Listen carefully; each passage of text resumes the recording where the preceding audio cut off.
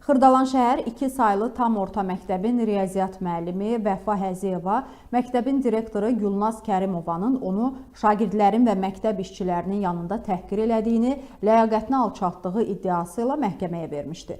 Təqdim edilmiş sənəd və sübutların tam olmaması səbəbi ilə ərizə icraata qəbul edilmədi.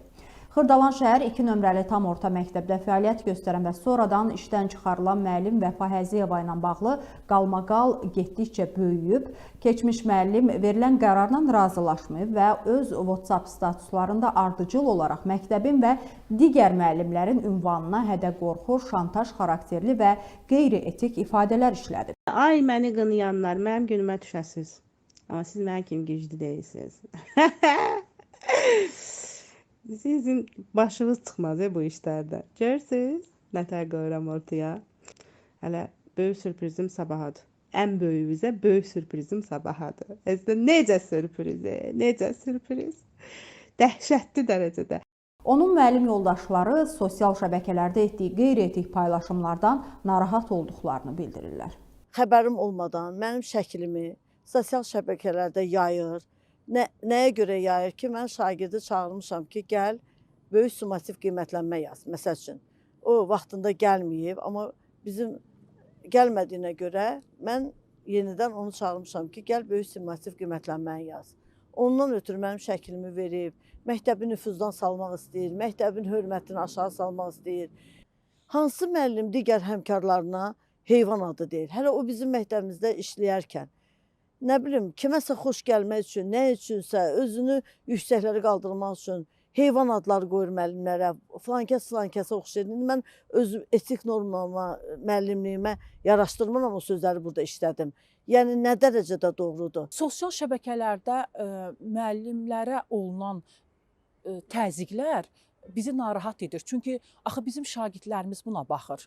Bizim şagirdlərimiz bunu oxuyur və bu hadisə şagirdlərdə müəllimlərə qarşı etibarı da itirmiş olur. Mənə vurğulayır ki, sən bu məktəbdən gedəcəksən.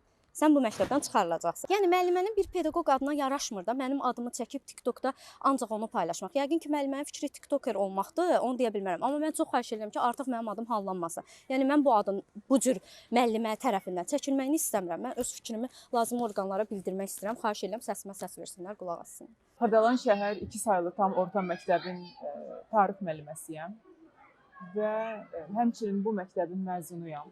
Mənim yoldaşım Leytenant Məmmədov Fərid Vəlhadoğlu Vətən müharibəsinin, 2-ci Qarabağ müharibəsinin şəhididir və o da həmçinin bu məktəbin məzunudur. Hal-hazırda sosial şəbəkələrdə qarşılaşdığımız bu durum, məktəbimizin ünvanına gələn təhqirlər, bütün neqativ kommentariyalar bizi çox narahat eləyir. Mən həmçinin 11-ci sinifin sinif rəhbəriyəm.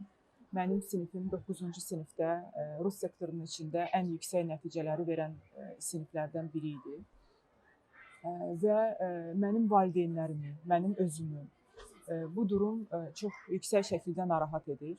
Mən bir şəhid xanım olaraq, bu məktəbin müəllimi olaraq və sinif rəhbəri olaraq bu durumun tezliklə xeyirli bir şəkildə sonlandırılmasını istəyirəm.